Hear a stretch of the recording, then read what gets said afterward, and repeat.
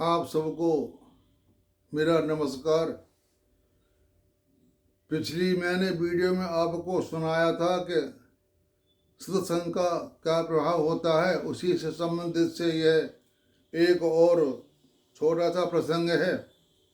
यह मैं आपको सुना रहा हूँ, सत्संग का प्रभाव।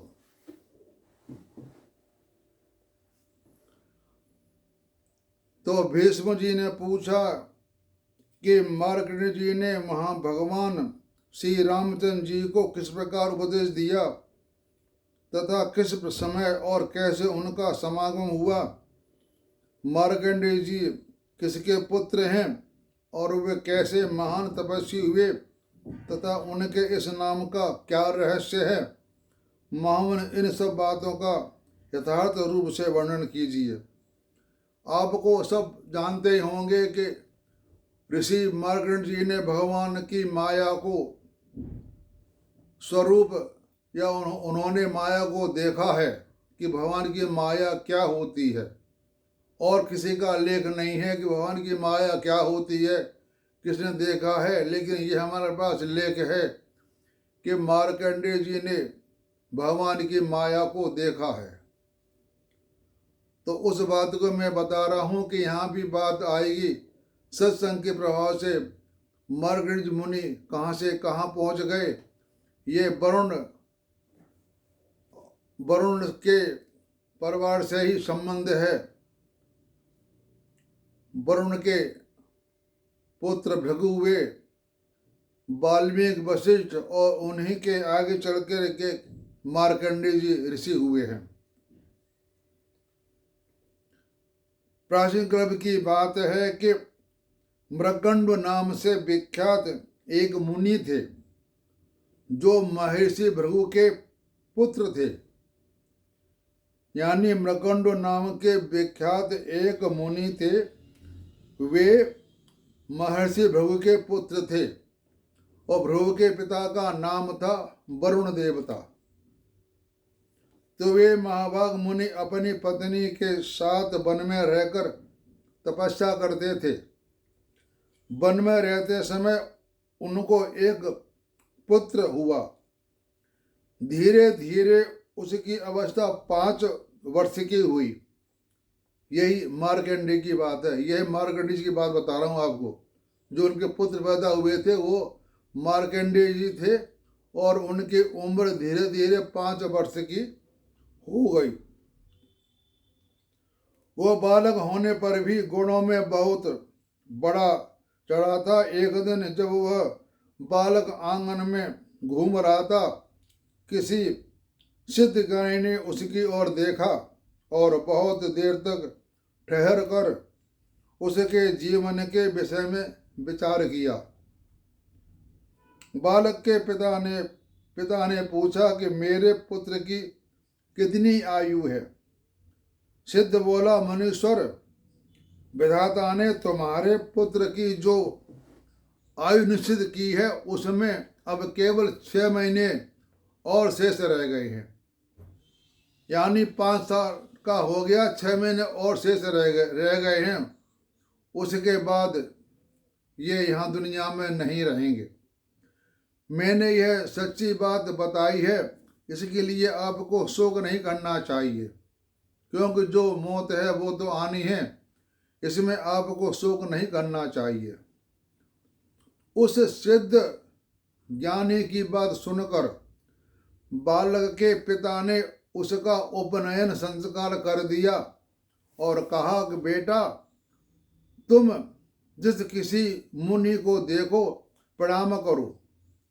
पिता के ऐसा कहने पर वह बालक अत्यंत हर्ष में भरकर सबको प्रणाम करने लगा। जो भी मिलता उसको प्रणाम, जो मिलता प्रणाम, जो मिलता प्रणाम।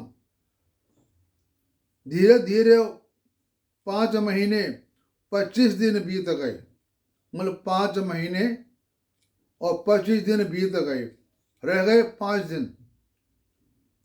इसके बाद निर्मल स्वभाव वाले सब ऋषिगण उस मार्ग से पधारे। अब यहाँ बात आ रही है सत्संग की। जब 5 दिन बाकी रह गए तो उस समय सब ऋषि वहां से निकले। तो बालक ने उन्हें देखकर उन सबको किया प्रणाम महाराज, प्रणाम महाराज, प्रणाम किया या नमस्कार किया, मतलब उन्होंने प्रणाम किया सब ऋषियों को।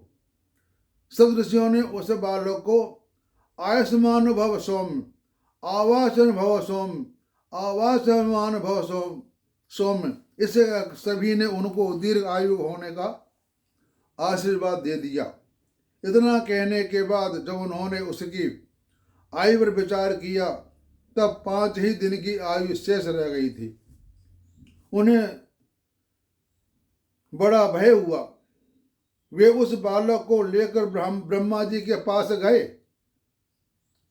सब ऋषियों ने यह जान लिया कि इसकी आयु 5 दिन की रह गई है और उन्होंने उस बच्चे को आशीर्वाद दे दिया आयुष्मान भव।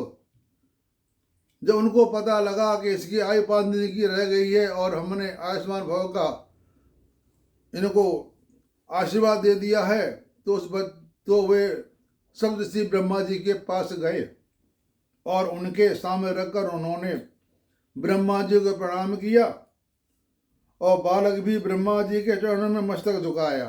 देखो भगवान की माया। उस बालक ने पहले सब ऋषियों के दर्शन किए, उसके बाद उस बालक ने ब्रह्मा जी के दर्शन कर लिए। अब आप बताओ, जिसने भगवान के दर्शन कर लिए हों तो उसका फिर क्या बाल बिगड़ना है? उसका कोई बाल बाका नहीं हो सकता, क्योंकि सब ऋषि भी भगवान हैं और ब्रह्मा जी भगवान हैं। ब्रह्मा जी हमारे ब्रह्म के अंश हैं, ब्रह्मा जी, और सब ऋषि भी ब्रह्म के अंश हैं। ब्रह्म के अंश से भी मुलाकात होना कौन सी छोटी बात है? यह भी बहुत बड़ी तपस्या है। सारा खेल प्रारब्ध का होता है, कहने को कुछ भी कह लो। तब ब्रह्मा जी ने ऋषियों के समीप उस चिरायु होने का आशीर्वाद दिया। देखो, अब ब्रह्मा जी ने ऋषियों के सामने ही उस बालक को चिरायु होने का आशीर्वाद दे दिया। पितामह का वचन सुनकर ऋषियों को बड़ी खुशी हुई कि चलो हमारी बला टल गई, हमने दिया तो दिया, इन्होंने चिरायु आयुष्मान भव का खुद आशीर्वाद दे दिया है, तो हमारे ऊपर से जो बात थी वो खत्म हो गई। ब्रह्मा जी उनसे पूछा कि तुम लोग किस बात से यहाँ आए हो? यह बालक कौन है, बताओ। तो ऋषियों ने कहा कि यह बालक मरकंड का पुत्र है, इसकी आयु क्षीण हो चुकी है, इसका सबको प्रणाम करने वाला स्वभाव हो गया है। एक दिन देवता तीर्थ यात्रा के प्रसंग से हम लोग उधर जा निकले। यह पृथ्वी पर घूम रहा था, हमने इसकी ओर देखा और इसने हम सबको लोगों को प्रणाम किया। उस समय हम लोगों के मुख से बालक के प्रति यह वचन निकल गया, चिरायु भव पुत्र, बेटा चिरंजीवी रहो।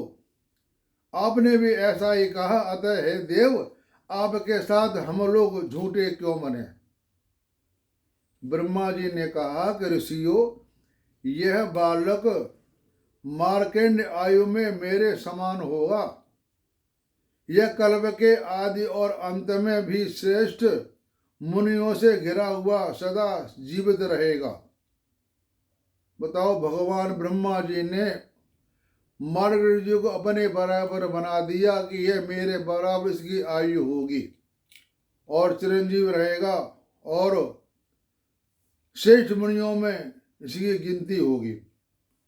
तब पुलस जी कहते हैं, इस प्रकार सप्त ऋषियों ने ब्रह्मा जी से वरदान दिलवाकर उस बालक को पुनः पृथ्वी तल पर भेज दिया और स्वयं तीर्थ यात्रा के लिए चले गए। उनके चले जाने पर मार्कंडेय अपने घर आए और पिता इस प्रकार बोले, तात, मुझे ब्रह्मवादी मुनि लोग ब्रह्मलोक में ले गए थे। वहां ब्रह्मा जी मुझे दीर्घ आयु बना दिया। इसके बाद ऋषियों ने वे बहुत से वरदान देकर मुझे यहाँ भेज दिया। अतः आपके लिए जो चिंता का काम था वह समाप्त हो गया। पिताजी अब चिंता मत करो, मुझे सप्तऋषियों में ने भी और ब्रह्मा जी ने भी मुझे चिरायु बना दिया है। मैं लोककर्ता ब्रह्मा जी की कृपा से कल्प के आदि और अंत में तथा आने वाले कल्प में भी जीवित रहूंगा। ऐसे पृथ्वी पर तीर्थ ब्रह्मलोक के समान है। अब मैं वहां जाऊंगा। तो पिताजी बड़े खुश हुए, बहुत खुश हुए, बहुत खुश हुए। उन्होंने कहा, बच्चा, बहुत बड़े खुशी की बात है कि तुमने सप्तऋषियों का भी दर्शन कर लिए और ब्रह्मा जी की भी दर्शन कर लिए, उनके पास तक तुम पहुंच गए कि बेटा आज मेरा जन्म सफल हो गया तथा आज मेरा जीवन धन्य हुआ, क्योंकि तुम्हें संपूर्ण जगत की सृष्टि करने वाले भगवान ब्रह्मा जी का दर्शन प्राप्त हुआ। तुम जैसे वंशधर पुत्र को पाकर वास्तव में मैं पुत्रवान हुआ हूँ। जाओ, पुष्कर में विराजमान देवेश्वर ब्रह्मा जी का दर्शन करो और जगदीश्वर का दर्शन कर लेने पर मनुष्य को बुढ़ापा और मृत्यु का द्वार नहीं देखना पड़ता। जो भगवान के दर्शन कर लेता है उसको बुढ़ापा और मृत्यु का द्वार नहीं देखना पड़ता, वह अजर अमर हो जाता है। उन्हें सभी प्रकार के सुख प्राप्त होते हैं तथा उनका तप और ऐश्वर्य भी अक्षय हो जाता है। मतलब उनका तप और ऐश्वर्य बहुत बढ़ जाता है, उसकी कोई हम सीमा ही नहीं बता सकते। अक्षय, अक्षय कहते जिसका कभी नाश न हो उसे कहते अक्षय। उनका तप और ऐश्वर्य भी अक्षय हो गया। और जिस कार्य को मैं भी नहीं कर सका, मेरे किसी कर्म से जिसकी सिद्धि न हो सकी, उस तुमने बिना बालक यत्न के सिद्ध कर दिया। तो ऐसे इनके पिता थे भृगु जी, जिनको भगवान नमस्कार करते हैं। भृगु जी भी तत्वज्ञानी बहुत पहुंचे हुए मुनि हुए हैं। तो ये मुनियों की तो बात ही क्या, सभी तत्वज्ञानी होते हैं। तत्वज्ञानी का यह स्वयं भगवान ही होते हैं। भगवान अपने अंश बना बना करके हम लोगों का कल्याण करते रहते हैं।